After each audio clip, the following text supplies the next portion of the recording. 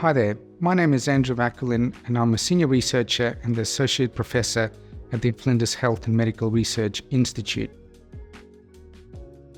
My research interests focus on trying to identify at-risk driving performance as a result of sleepiness.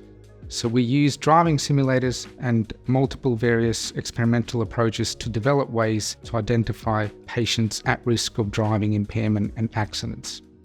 Poor sleep often leads to drowsiness while driving, which greatly increases the risk of road accidents. Although most people sometimes feel sleepy while they're driving, it doesn't always result in road accidents in everyone. This is because there is strong evidence now to suggest people have very different susceptibilities to sleep loss, and therefore how they react during driving and during the day differs greatly depending on how susceptible they are.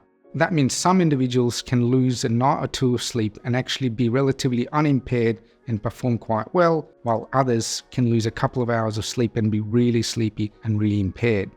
The problem is that there's no good way to identify people's susceptibilities to sleep loss and impairment, and therefore clinically doctors struggle to determine fitness to drive in patients with sleep disorders.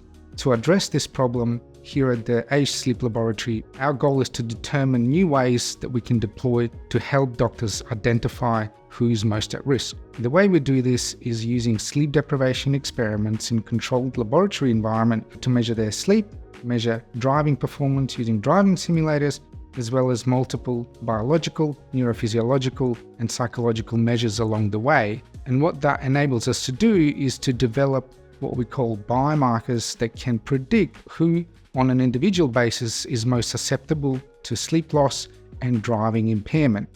The hope for the future for this work is to develop a simple clinical cost-effective test that will allow clinicians to have objective information based on which to make decisions around fitness to drive in people with sleep disorders.